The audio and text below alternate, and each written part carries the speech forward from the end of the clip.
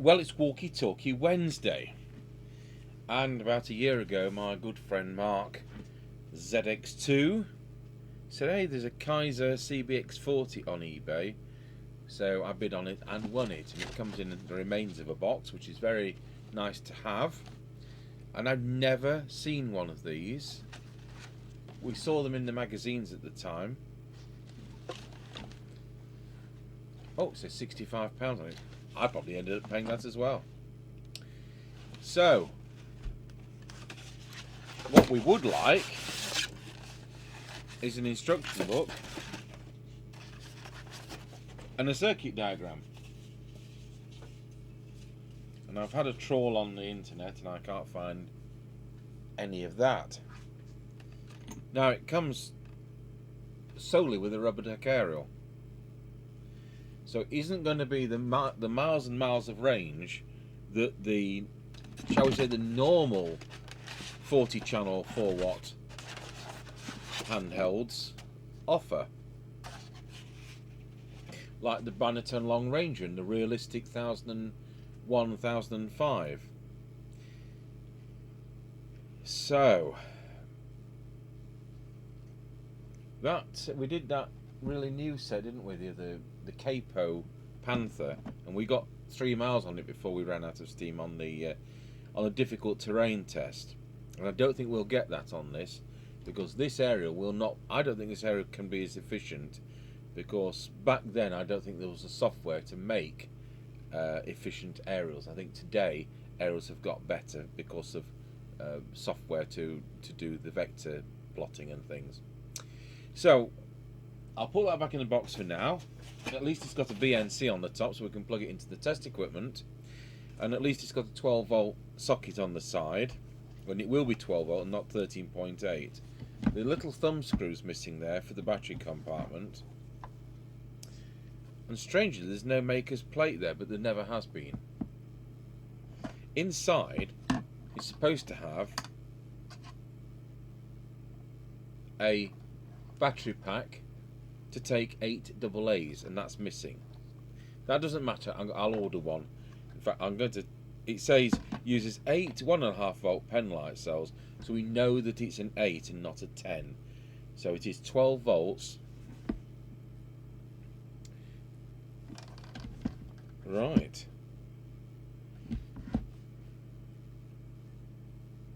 So I'm going to pause the video and I'm going to go and order one. So I just went on eBay, typed in 8 times AA holder, and about the 5th one down, it's one with the PP3 clip, because some of them are leads coming out of them. And I mean, I could have bought them from the wholesaler, but I've got to put up £100 orders and things, so I didn't. So I've just bought one retail off eBay, £2.53, and no doubt that'll come in a couple of days. Meanwhile, we'll borrow one for our test off something else. I see radios like the Bannerton and like this, which have these battery holders which snap into the PP3 clip. I see them regularly being advertised, and when you look at the photo, I'm gonna be silly and show you. You see them advertised, and they get a 9 volt battery, and they put it on the clip, and they switch it on. And they say, look, I've switched it on, and it lights up, and it does the squelch, and the output doesn't transmit or something like that. And it tells you there that it's 8 AA's. You just, the mind boggles at how daft some people are. Right, well, we'll open this up, and I'm intrigued. I've been looking forward to this.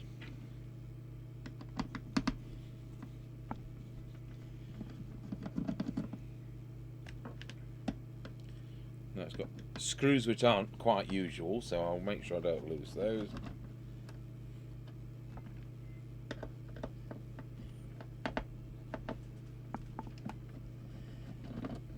And the back of this is metal, and it is painted with stove enamel type paint. Put the PTT bar to one side. The red thing calling out is a call tone, which strictly speaking under MPT 1320s isn't quite legal. But there you are, it's there. So we have something I've never seen before. And for a start, I'm intrigued as to which synthesizer it uses. And that'd be even better if I could find the other pair of glasses.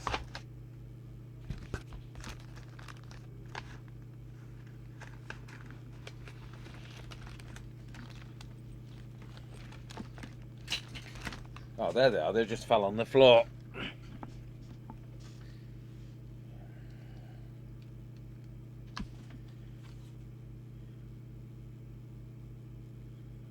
Oh, so it's an LC7137.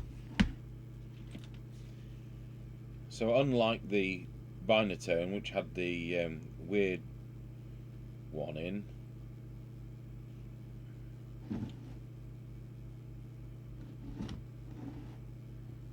so we're going to have a very straightforward synthesizer. So there shouldn't be any snags.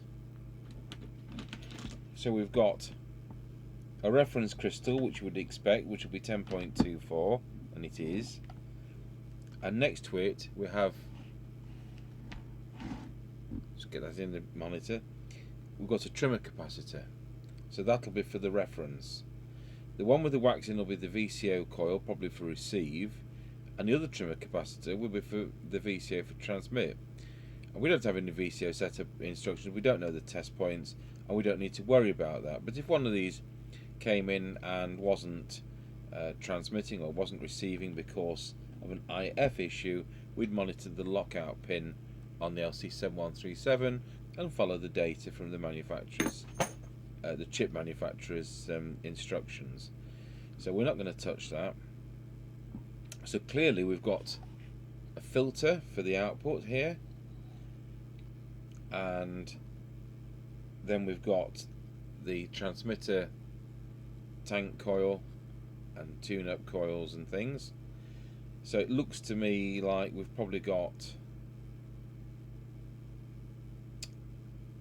I'm not thinking whether those are going to be all transmit line and these are going to be the receive. 1, 2, 3, 4.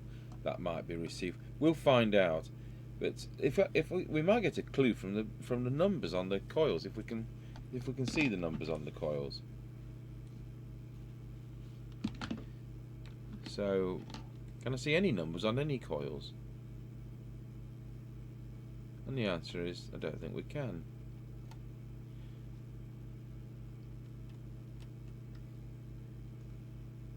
Anyway, it doesn't matter what I twiddle, because it's all twiddle backable because of having the test instruments here. So we have a preset down there. We have a preset which is VR. No, VR3 is clearly labelled.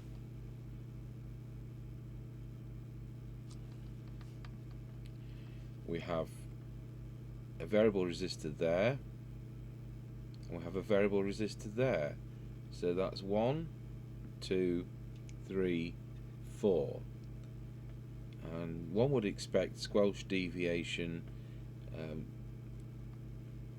It's got a receive meter on this. It's power and receive, I think. And we've got an electret condenser mic down there, because some of the cheaper ones, and this isn't one of the cheaper ones certainly, the speaker doubles up as a microphone. So we've got channel 9 switch in high and low power, and on a handheld, apart from the 2781 requirement, very, very useful having high and low power, because you don't always need the full power, and that's what's going to eat your batteries. So I think we can find our way through that quite easily. Now the output transistor is 2SC2314, so this is not a 4-watt set. So I would guess this is a 2-watt set. So there's no way on this earth this is a 4-watt set. What does it say on the box about that? Sometimes they tell you things like that. Yeah. it says it's 4 watts. Well, there's no way you're going to develop 4 watts out of a driver transistor. So let's see what happens. I'll pause the video while I connect it up to our 12 volt power supply, not 13.8.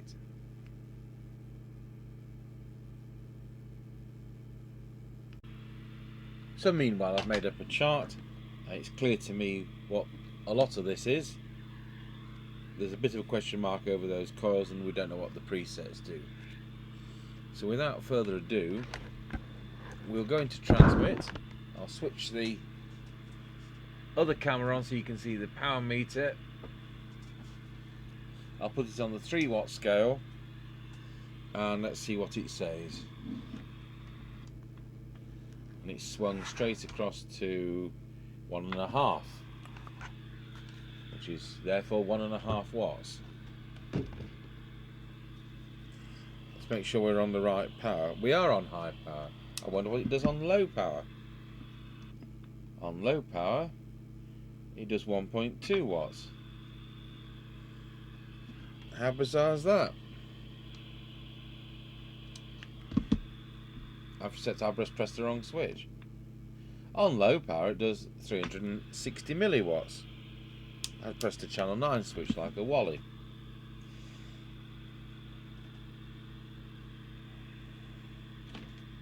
I love the way it says 4 watts output. So we'll see how and if. This is the one where I don't know whether we're talking about receive or whether we're talking about transmit. So I'll find by twiddling. No difference. Lots of difference.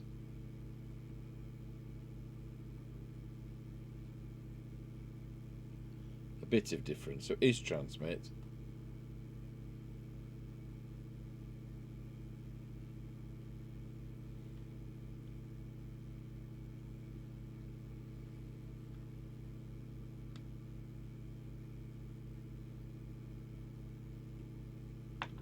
I will just check we're on channel 20.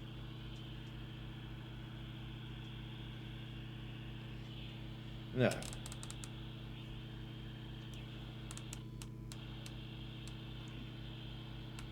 Okay, channel 20. We'll just start again.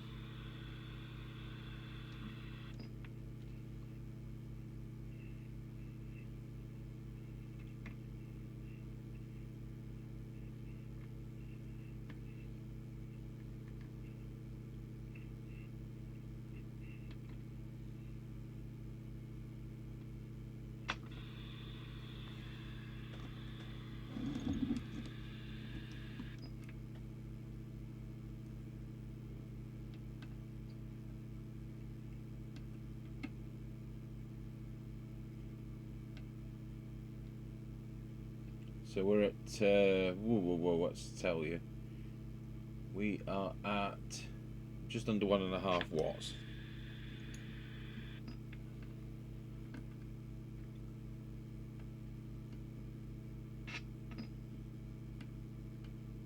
And that's brought it up to 1.4.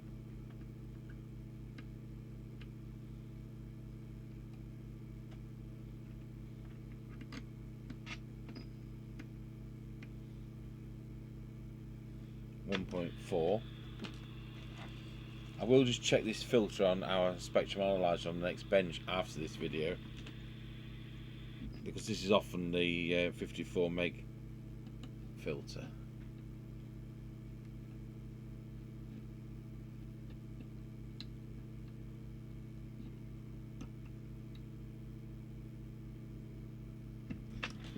So that's it. It's 1.5 watts. So I think it's supposed to be 2 and it's 1.5.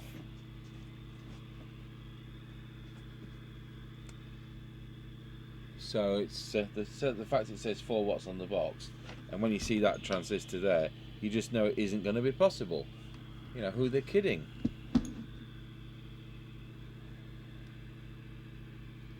Okay, so let's see if we can find deviation. But I reckon that it's going to be, I'll just make sure we're tuned properly.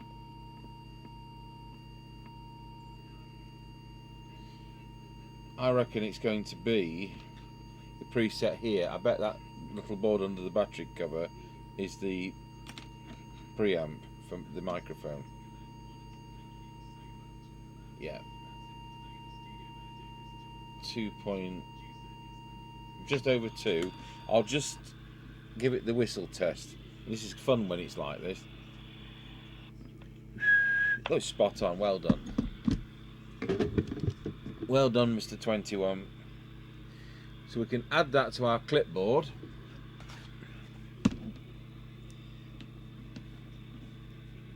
TX, TX, TX. I'll colour those in later. And deviation.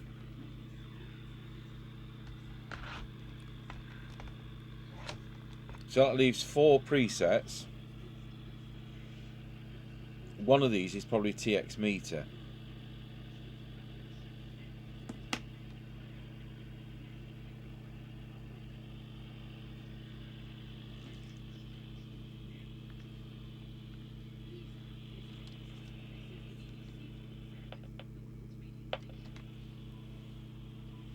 Oh, I love the way the meter swings right across, because he's doing such a lot of power.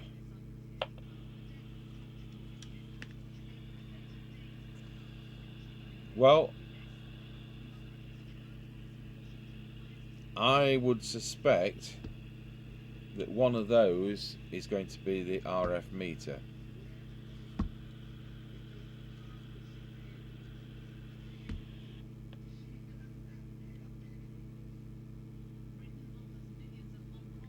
And hey presto, that's RF meter.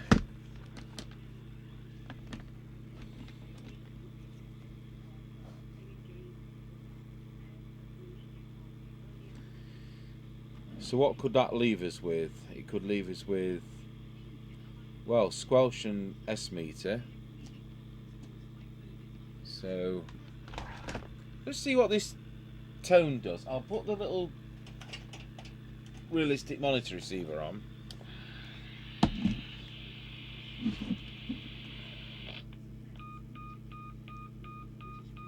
Oh my goodness, it does that.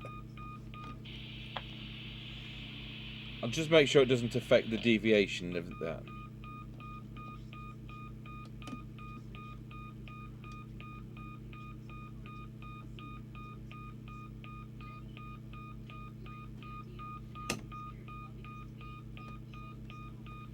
And the answer is no. So that's our mystery control. Okay, well, we'll look at the receive side of things. So I'll just swap the camera over to the oscilloscope. So I've taken the bench light off, and the detector, I am convinced, is the coil just here. So we'll just zoom in on that a bit.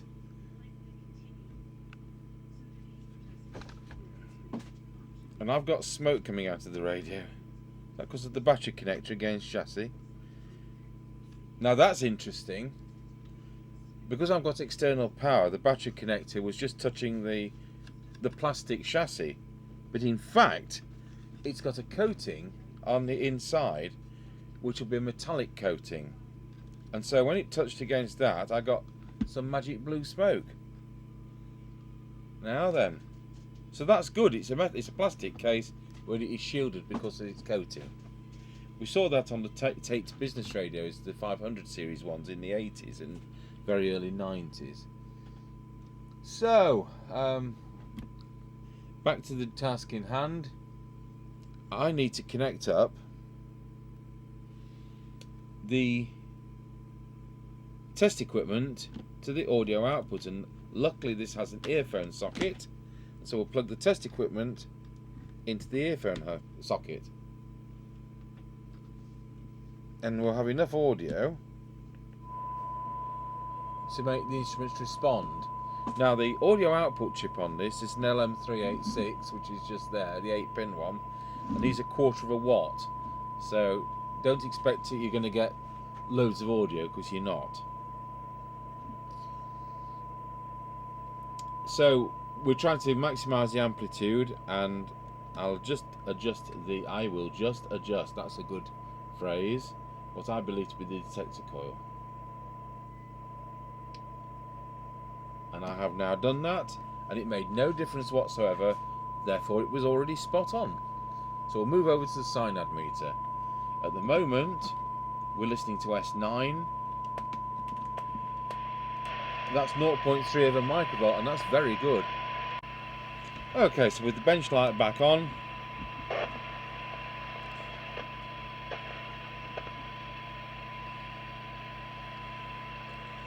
we're going to go for the first coil, which will be that one.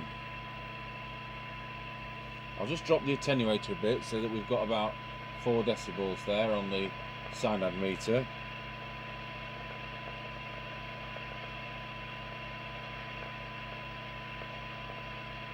So that's peaked, but it's already at maximum. It was already peaked, so I've made no improvement, in other words.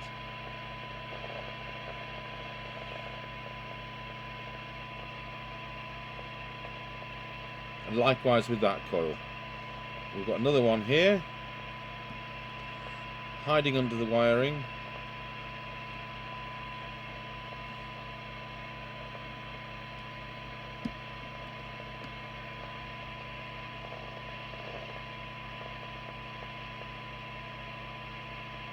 I'll just drop the attenuator a bit more,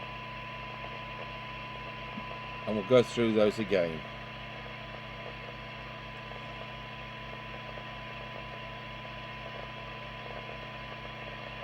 Definitely peak.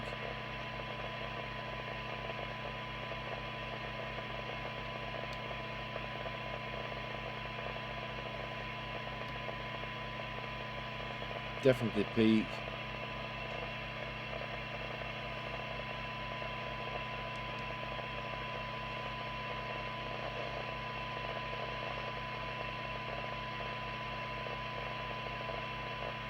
And that's it. No improvement. So let's read the figures. So for 12 decibel Synad, this radio is doing 0.85 of a microvolt. And for 10 decibel Synad,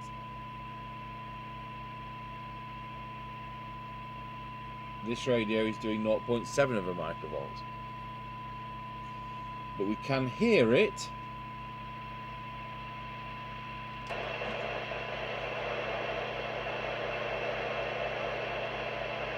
down to about 0.12 of a microvolt.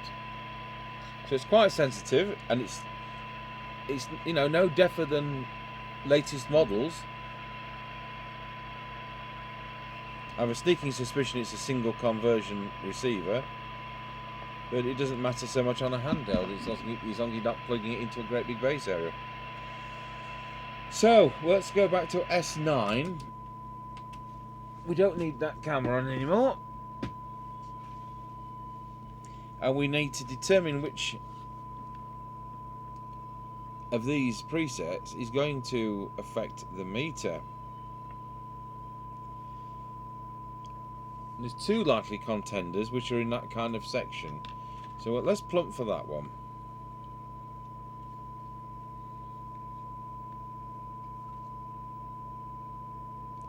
I'll just drop the signal generator to make sure.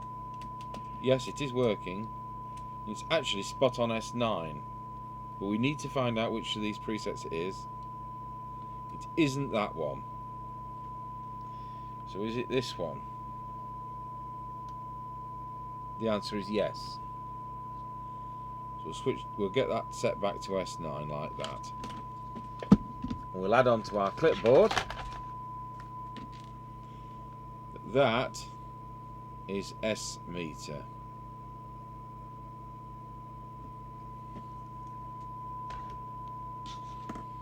So that one must be squelch, the one that's left, which is there. And that's exactly what we will do right now.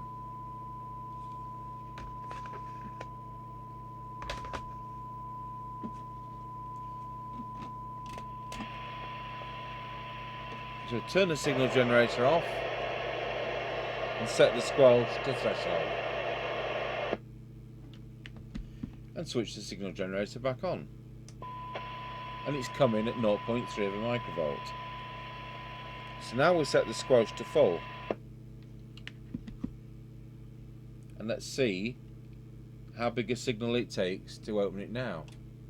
1 microvolt and it's come in. Now I would like it stronger than that. So clearly this is going to be the preset. It is. Let's see what that's done. So remember it's still on full. So 3 microvolts, 10 microvolts, 30 microvolts, 100 microvolts, 300 microvolts, 1 millivolt, 3 millivolts. No signal ever gets in. So now we need to back it off till we can hear the signal generator.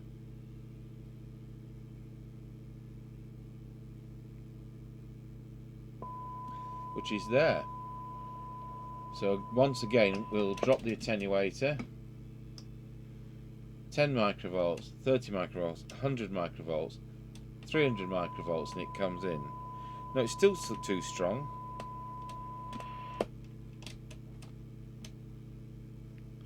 Just back it off a fraction.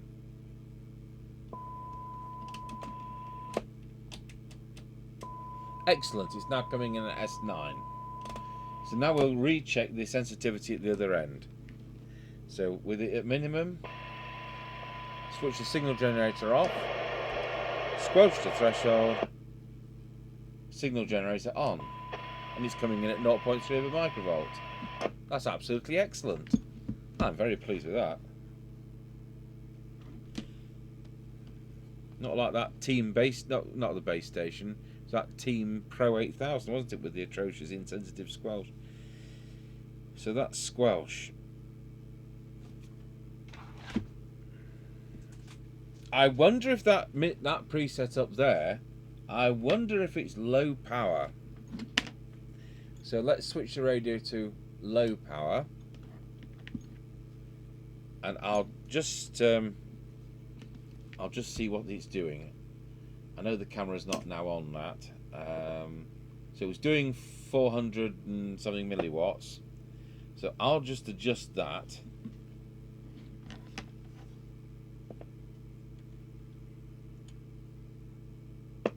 It's a bit dirty. I'm just going to put a spray on it.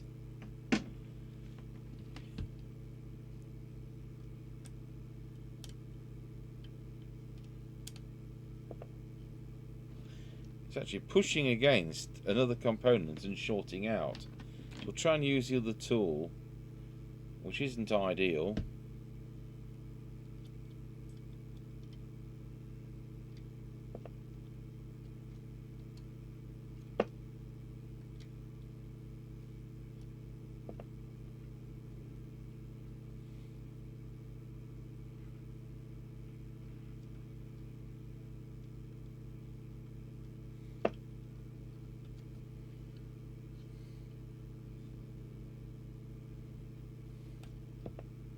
So that's now set at 400 milliwatts. So that is the low power setting. It's nice when I manage to find out what they all are. So it's TX low power. So that's everything. We're done. So we'll put the bit of cardboard box back the right way round.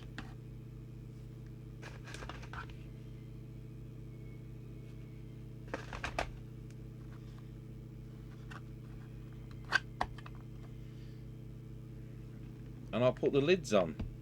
But it's nice when you can plug all these external things in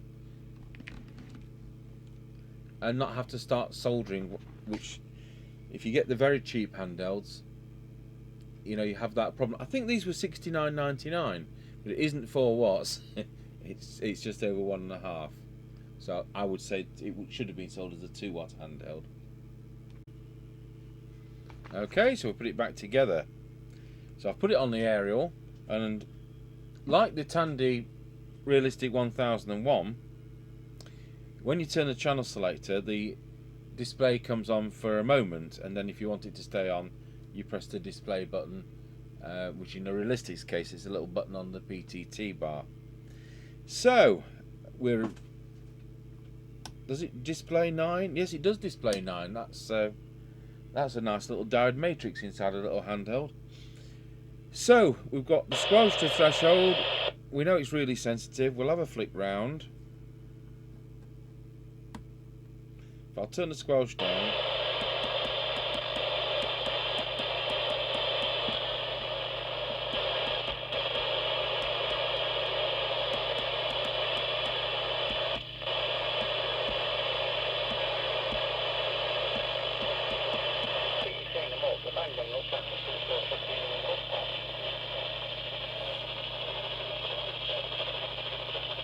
$19 Roger. No, that never works. Okay, so there's people out there, and we'll do 2 tests with this. We'll do the one where we have it on the bench, like here, and I'll talk to Mr Chippie as he drives the 6-mile route. Now this is 1.5 watts output, so I wouldn't expect he's going to manage the 6-mile route on 1.5 watts. And then I'll have him take it out as a handheld with the body camera, and we'll see whether we can get anything on it. Now the 4-watt capo with the little shortened aerial, we managed 3 miles. I don't think we're going to manage that on this because it's less power and the aerial will not be as efficient. So that's the Kaiser CBX40. I've never seen one before in my life, and I bet you haven't either. And of course we're talking about a UK model. It's alright telling me you've seen the German version or something, but it's the UK one we're talking about. I understand they did a mobile, but I've never seen that either. So thank you for watching.